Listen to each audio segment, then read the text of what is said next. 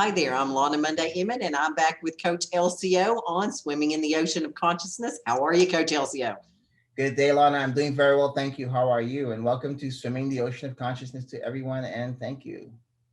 I'm doing well, and I'm excited today because we're continuing our discussion that we started last time Yeah. on wellness in the home. And we talked a little bit about intimacy and couples. And now this week we're focusing on the expansion of couples into the family. Yeah. So give us your thoughts in terms of what makes for a very positive, well-focused, well-built wellness scenario in the home. Well, Lana, I think that's a great question. And it truly is a follow-up from our previous conversation of the individual finding health and healing with self to be able to be a better partner, a better listener, a better someone like we talk, take that bus ride together. Now, once that happens between two individuals coming together, and if you remember, I said the moment that they say, "Hey, we are family," it's before marriage, it's before home, it's before kids. The moment someone looks at you and says, "You're my everything," and I know you're my everything. Now that magical moment, that's a family's that's the birthing of a family. Right. Now, how do you continue to come together in love, respects, integrity? How do we build and continue to expand what we found with each other? That we can call it a true family, get the home, have the kids, bring the in-laws in. So it's a transition between care, self-care, self-worth, Mhm. that transition to expanding care for your partner, love beyond yourself, but unconditional to another. And that those two people forming that love and expanding it to where they share that love and consciousness and in heart with their seeds or with their children. Right, right. And you mentioned respect. That's something that's real important, I think, all the way around. It's obviously between couples, you have to have mutual respect, Yeah. but also for your children too. So, what are some ways that you see people exhibiting positive forms of respect? Good question, Lon. Yes, it truly does begin with self, and then how you share that respect of self with partner. Again, it becomes an expansion, and I think in terms of the home and the family and the kids, there's no better way than true being an example of what you would like for them to know the world, because then kids are intuitive. They look and they wonder, so they everything that you do and everything that you say stays and resonates with them. And I think when a couple never loses that true love, first love type of look and feel that they have with each other, it doesn't go away. And that transcends into the kids experiencing it in the room, feeling mommy and daddy really loves each other. Look how they talk to each other. Or if they get into one, they sit down and the kids get to see you talk to life. Because everyone knows most life happens in the kitchen at the dinner table, somewhere in that circulation of going and coming into the day and the night.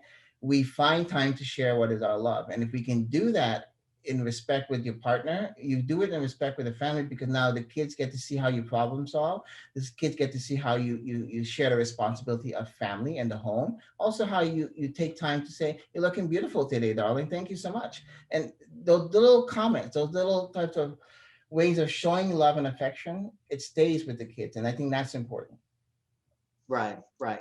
And it really is setting an example. We hear it a whole lot about how you need to set a good example for your kids, because the way that you treat one another inside of the home will Yeah. absolutely, it almost always dictates how, once they're grown, they will react and treat others in their own home.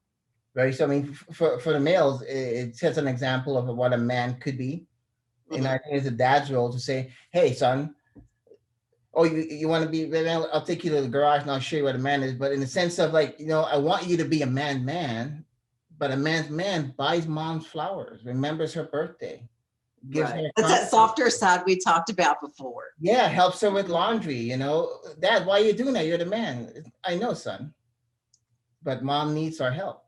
The family won't function at all. We can't put all of the weight of the family onto mom. We have to learn to share that. And those type of intricate conversation between father and son, where it's like, I'll show you how to stand up to the bully at school, but I'll also show you how to ask that girl out for prom. Not feel like, oh my God, I don't know how to do this. So like, "Hi Sally, how are you?" I Yeah. just want to let you know, I think your hair is flowing beautiful today, and the prom's coming up. Maybe you and I can take a dance together. I mean, it's the confidence to be who you are, but to know that your strength comes from maybe your softness, maybe your more attentiveness to life and to love. And that's part of what's shared. And I think it's also with the females, because there's no, yeah, a man's perspective and a role in a boy's life is so important, but so is the woman, Hmm. because he teaches her what it's like to be loved. And when a mother loves a son in a certain way, he will expect and accept no less from a woman, from his partner. And I think the opposite is true too. Exactly, that's what I'm saying. And the Yeah. moment that he knows how I see how dad treats mom, and this, and no, doesn't mean dad was a pushover. It just means he knew how to soften himself when he walked into that door. He didn't always have to be a man's man. He could come home and be a father. He can come home and be a husband. He can come Hmm. home and be a friend. And that Right. was seen. And when that's seen, there's no beautiful magical moment in a family than when those little moments happen and kids sit there and like, that's my daddy. It's my that's what family is. It's Yeah. when one heart expands to the other. So the couples expand and they join in union, and they expand and join in family. Right.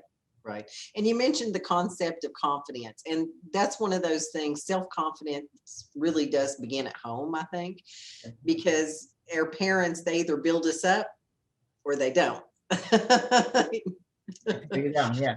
And that's why it's so important, especially when making the decision as a kid. But I think confidence really truly comes from taking the time to do self healing, because that's where, again, one of our previous discussion, we talked about self mastery. Hmm.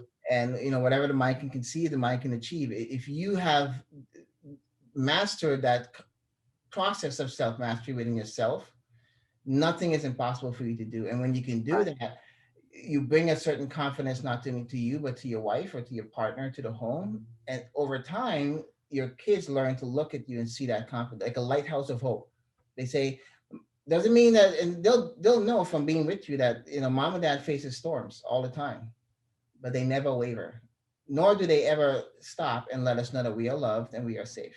And how do you go through life and finding that balance in a constant flow? How do you be strong and soft at the same time? How do you know when to be which or which? But that's where the magic comes in, because it's not a textbook that's written saying husband 101, wife 101. It's Yeah. a union. It's looking and knowing and feeling. Like, remember you said the other day, the moment you look at your wife or your partner and you realize something's wrong, your whole world stops and you push it aside. Say, come to me, darling. Let's sit. Let's have a glass of wine. Let us heal this heart between you and I, because else we can't move forward and we can't grow. Right. And in talking about growth, last time you mentioned kind of, what was the quote that you said about the river? Like you have to flow and allow people to grow, and kind of you flow around them as they're growing and they go through their path of life. Yes, very correct. Yeah, just as the river flows and moves and it bends and swoops, so do we each have our journey to go upon. And what happens is your river flowing, I can't always swim in that river for you, or the challenges that you face in making those decisions, whether you grab or flow. But I can run along the riverbank with you, which means no matter what you do, no matter where you are, no matter how hard it is, I can be by your side. And that support, that love, that strength gives you what you need to make it across, to make it through the finish line. And with children, because children, they grow, I mean, literally from the time they're born, they're going through all kinds of growth, right? So Constant that's growth, yeah. really especially true to be able to give them their own space while still kind of, you're guiding them, you're watching over them, but you are on that journey with them exactly the same as if you were with your mate. Very true. As a coach of many different disciplines, one of the things, especially when I bring it into tennis, I always get parents are always amazed. My kids love drills. So I don't know what magic it is there, but they listen to you, they respect, and then they follow. And I'm like, I'm just being. But when I really took and look at it, I speak to them where they're at as little people, not little Right. children. So it's not like "Goo goo gaga, you want to go?" It's like, "Hey Tommy, so you're like yeah," and then you realize they might be small, they might not articulate well, they might not know all of the words, but when you get them relaxed and confident to talk, they want to tell you about their world. and they want to tell you about their dreams. And if you just listen and learn how to talk to them, and in that dialogue, guide their mind to open, and now you're sharing your wisdom and your knowledge of live, plus those people that have poured into you in very soft conversations, to a 2 year old, to a 4 year old, to a 6 year old, and help them to grow and expand. And it never feels as if you're forcing anything. Right. Again, the river stream flows down always. You're going with them along the journey. Yeah. Now it's okay. You know, everyone wants to put their bike on one wheel, but what you got to think of the injuries, and if you can't do it in the middle of the road, so you learn how to teach them to be responsible, to make decisions, and how to problem solve. And I think I work together with a company called Big Life Journal, and they really focus on something called the growth mindset for kids. How to teach kids how to have a growth mindset, where no matter what problem they face, from the home base, you're teaching them how to face each problem with the confidence that they have the ability to solve that problem on their own. Right. So you've coached a lot of kids, right? In Yes. tennis. You've had your share, your full share of that. Yes. So yeah. So we know that, as kids grow, their goals and their ambitions and the things that they may want to do are going to probably differ from what mom and dad want them to do. Yeah. Yeah. So we still want to support those kids. How do you, like when you're coaching kids, how do you deal with if it's a difference of, what you want the child to learn versus what the child wants to accomplish? How do you find that respect and that mutual spot to give that direction to them? Very good question, Lana. It's a very simple question, but it's so complicated.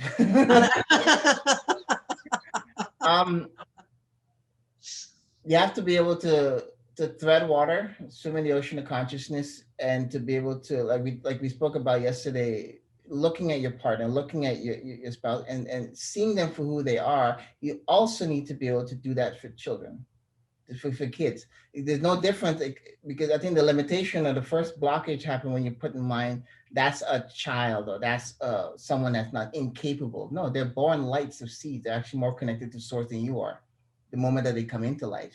So Yeah. if you can understand that, then you don't have to compress them into being anything. You have to learn to listen and to feel, but yet setting boundaries that contains them for their own well-being of growth within a framework of society, a framework of social living that they are yet to learn to understand. But if you understand that that's all that they need from you, because they are light beings of love, born true in fullness. And I don't think we should rob them of that or take that from them. So it's about knowing within yourself that you can be pure, and you can observe and watch the child grow.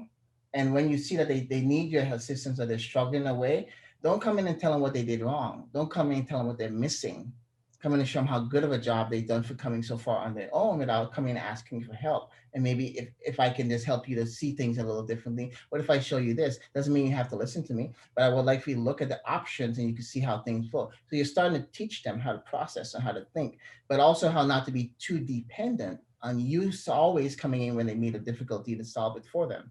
And that's a difficult balance, because most adults haven't quite mastered it for self. Again, we're bringing it back to mastery of self. Have you mastered your conscious mind, your heart, your spirit, your wellness of your own being?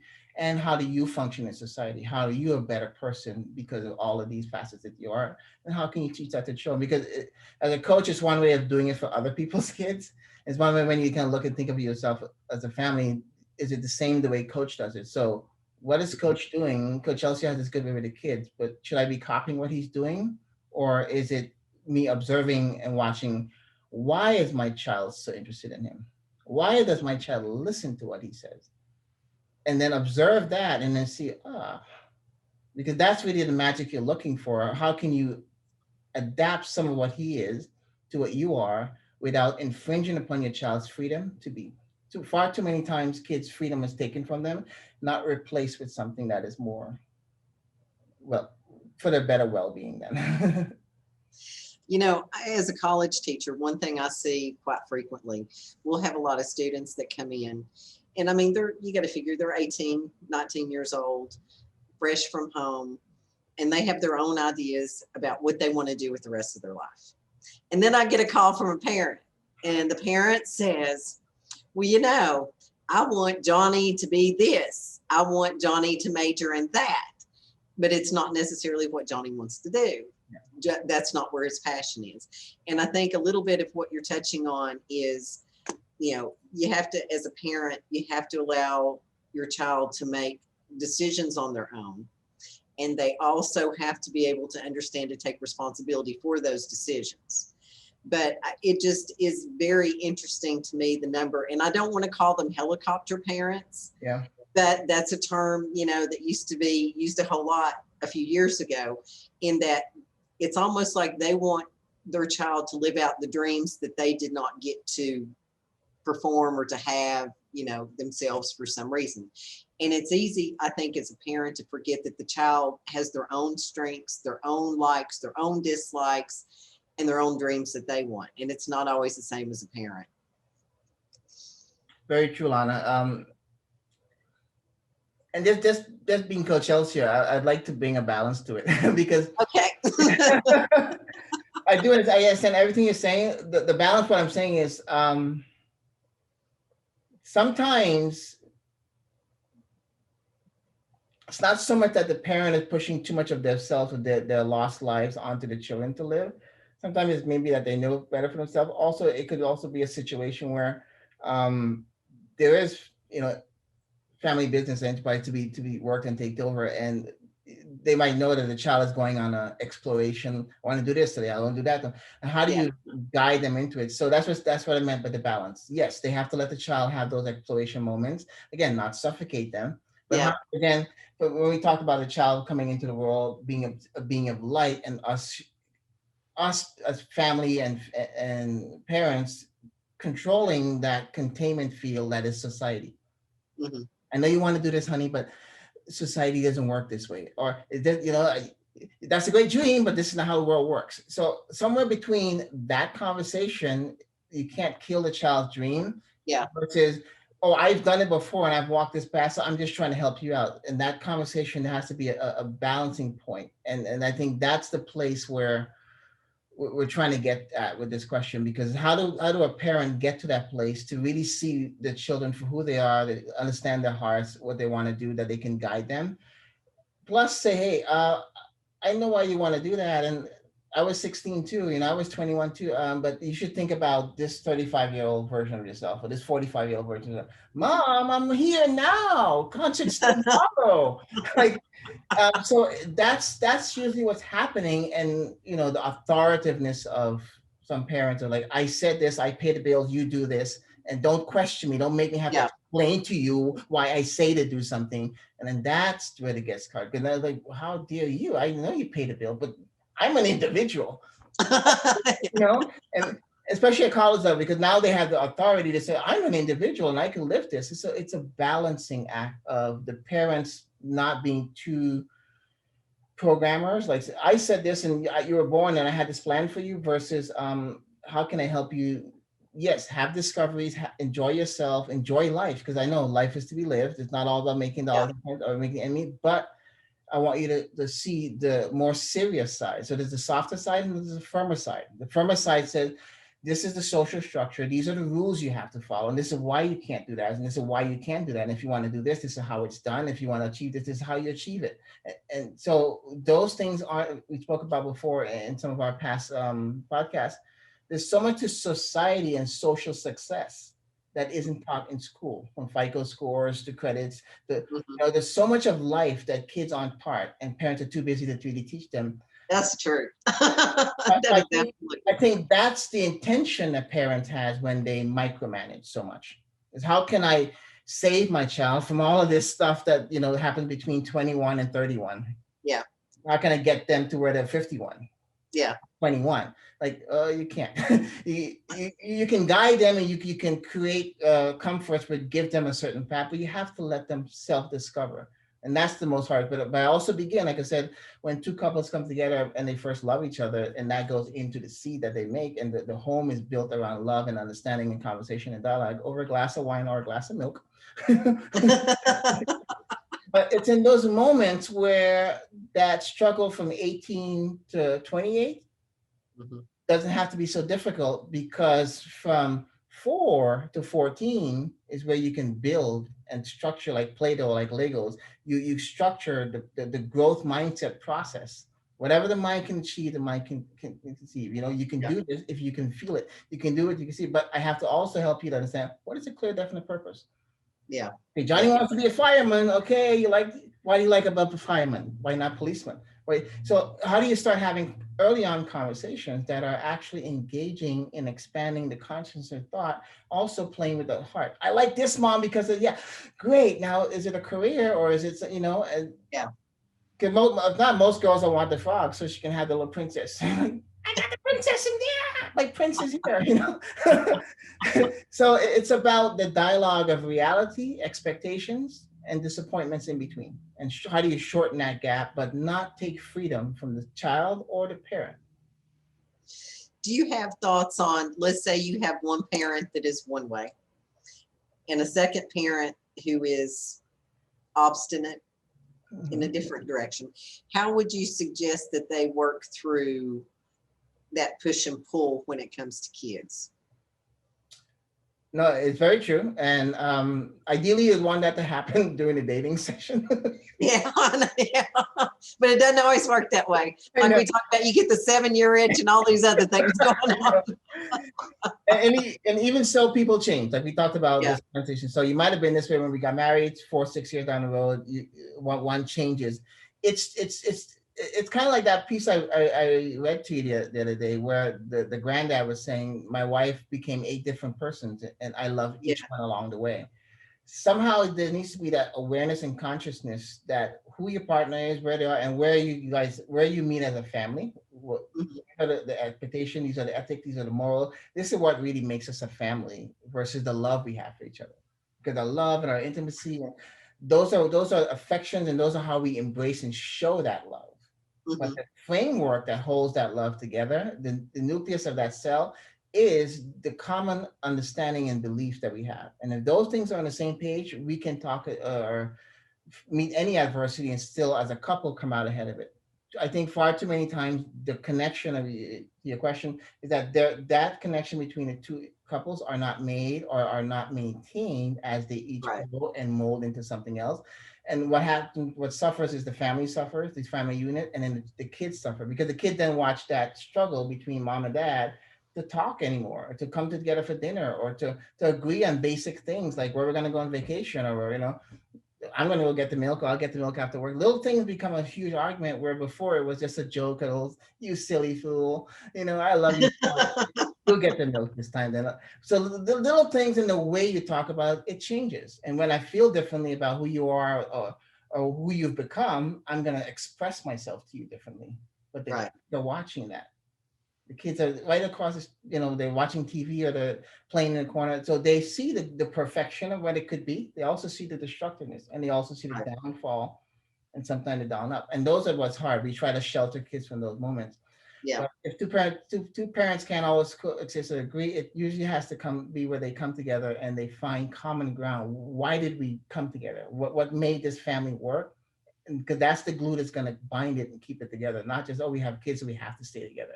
There must be a part of who you are and what you become that resonates with who I am, what I'm becoming. And if those things don't, then kids are not. That's when we have to allow each other the freedom to go in separate ways to find that other true next level love for us. And then have nothing but good intentions in that. Because we came together with love, but we also can grow apart in love.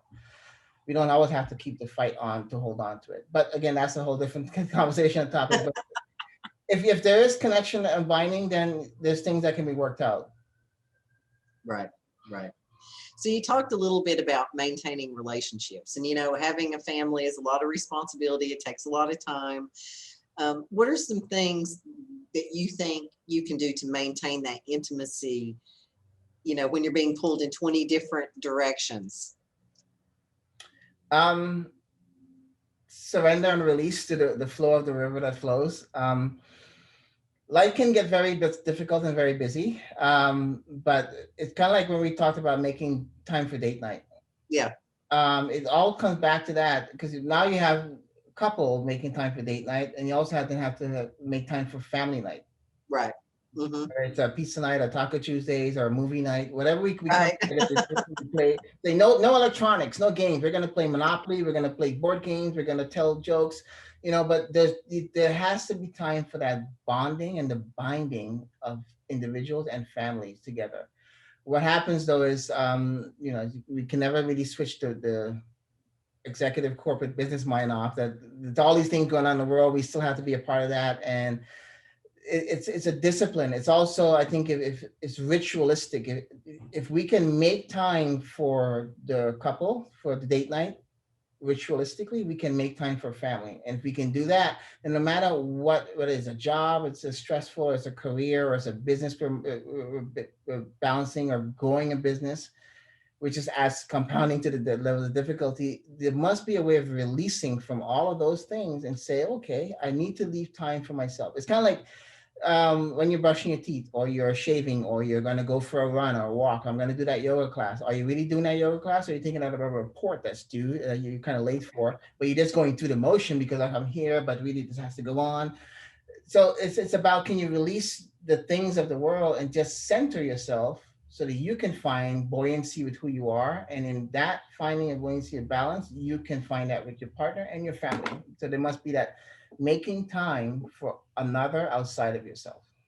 It really sounds like you're saying that it might be good to even have like a weekly schedule or a calendar, and set up ritualistically. We're doing this, date nights on Saturday, family nights on Wednesdays. So everybody's expected, to join in and do these activities on certain days. So it sounds like a calendar would be like super helpful. And then two, what do you think about giving rewards to kids for participating and making them want to be there and be part of family night, especially with teenagers? Bad idea. Bad idea. I think as I listened to the question itself, I think I was understanding, but my spirit was saying the bad idea part of it is, now you said like a puppy, do Yeah. this, get that. So you don't want that. You want them to want to be a part of it. And so the rewards, I think I'm all for reward, but I think it's part of love. And if they know that, hey honey, I got you this. I got you that new iPhone. Or here's this new iPad you wanted. Whatever it be, whatever part of the year or season it is, it's out of love that I share something with you. Mhm. Not because of a thing you do, or say, oh, now I do just this because dad will get me that. When I'm 16, I'll get that. So then you start measuring what you can get. You start bargaining with your parents, is what I'm saying. Right. And the parents are And bargaining that happens a lot. all the time. But if from the beginning you raise them on the fact that, because I love you, I'm sharing this with you. Yeah. Whatever you buy them, whatever it is, it's like, it's out of love. And then you could teach the value of giving a gift. Of, it doesn't have to be your birthday. It doesn't have to be your friend's birthday. I just love you, Sally. So I make you this flowers. I wrote you this card. You start teaching them how to be grateful. And the other side of it, then you start to make it not that a reward to be part of a family, but that family comes first. That the love and the light of what we are as a family far outweighs our friends, our careers, everything else outside of those doors. Inside of here, this comes first. The family unit comes first. And one day you'll have your own family, and you'll then know how to build your family around your ways and your rules. But right now, we're not even limiting you to say you have to do it because mom and dad says this. What we really want to set the environment is not because mom and dad says, but try to understand how we can come together and we can love and we can talk and we can share and we can laugh. And that doesn't have to have a reward to it. If they understand why family comes first, they're gonna always want to put their family first and not Well, attach I a think reward to it. too, you could actually look at it as in the warmth and the joy and the happiness they receive is a reward in itself. Exactly. Yeah. The connection they're making with Yeah. themselves, but also their parents and their siblings, and yeah, grandma and grandpa's coming over. Oh, they start to understand the length of time and love, and or the dog, how they can play games with it. All these little things teach love and gratitude and appreciation and empathy and compassion. That's the real reward, is what I'm saying. So that's what's a bad idea. It was more so we're giving the wrong reward to the wrong place. Yeah. The reward of, I got you this just because I love you. And we come together and we do this because you love me. Mhm. and you're sharing and we're sharing. And so love becomes now an infinity loop or circle where the center of the infinity or the number eight is where we meet each other. But we always then separate and go live our own lives and have experience. And when we come back to now we can share. And then we Right. go live our lives, we come back together, we can share. And a 6-year-old be a 26-year-old. How was college? You got your first job, great. How's the wife and the kids? Oh, great. Grandma, I remember when yeah, I walked you to school and you go live, come back and share. Go live, come back and share. Go. So there always has to be that coming back to share. Family dynamics change. We all grow. And like I said, oh, wow, you can see Lana going into a different career, Lana becoming a different, grandma gets to see that. Mhm. Daughter gets to see that going up. And then you become the grandma looking at, your daughter's granddaughters and like, wow. But that if that coming together stops or ceases at some point, then it's just kids and parents going into the ether, living Yeah. elsewhere, having different experiences, and never ever coming back together again. And what the problem with that is, once it happens, it's hard to come back together once you've been apart for so long. Right. That connection was never maintained. It's hard Right. to bridge it because it's trust again. It's like meeting someone new in a new relationship. Who are you? How do I trust you? How do we build on this? Plus, especially if there's bad experiences, or you did this and you lied about that and you said this. So there's always those those things that we just can't let go of and find to come back together for one. So Right. no rewards, but the reward is love, kindness, compassion, hugs and embracing. Just saying I love you, and just really, to most people like they're very cold, they're very spot, But just to say, come here, come here, give me a big bear hug. I love you, it's not gonna and that's just felt. It's felt, and that feeling is what coming together is. Not that come together and then you'll get the iPhone. Just be nice to grandma when she comes over, and don't forget to eat Aunt Sally's macaroni pie. No one likes it, but it's okay. when all those things goes away, there's no bribery. There's no like show up and do this and you'll get that. It's just love. Right. Right. You'll tell old Sally her macaroni pie is not good. She knows that. All right. One last thing I want to touch on and ask you about. So it sounds like part of maintenance should probably include some sort of progress monitoring. Mhm. What are some things that you could do in terms of, looking and evaluating where you are and monitoring, the family unit? The ability to separate yourself from the family unit. Because you have your own goals and ambitions, and though we come together as a family, we never stop being who we are, what we want to be, and that's also another instant killer, that killer of one's own dreams. And you have to, I Yeah. give this up for you. How dare you? I sacrifice that.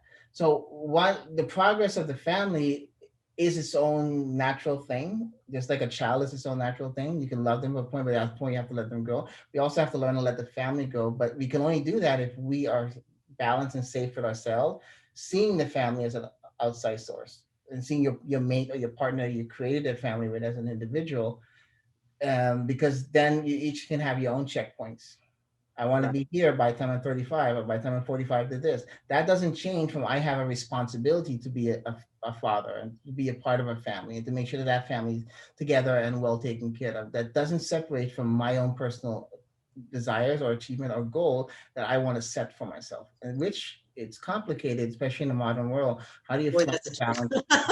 How do you find balance between it all? And then teach your kids to have that same responsibility. Like we talked about, no matter how hard it is, you got to show up every day. So you got to Yeah. show up to class. You got to wake up and get to school on time. You got to wake up and do that. Get that book report done.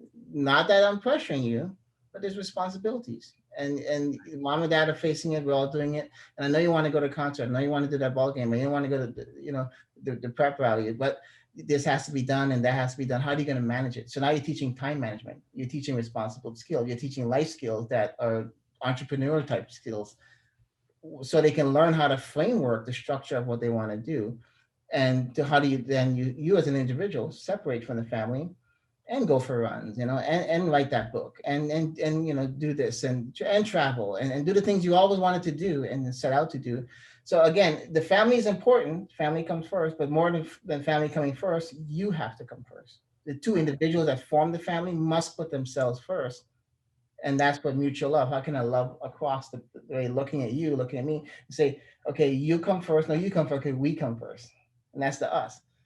But I still want to support you and what you, okay, I'll support you and what you're doing. Great. So now we have love and support all the way around. And we're not taking from the other person what's in their heart to achieve. We're finding a way of how do we build this family while we support each other and who and what we are to be individuals.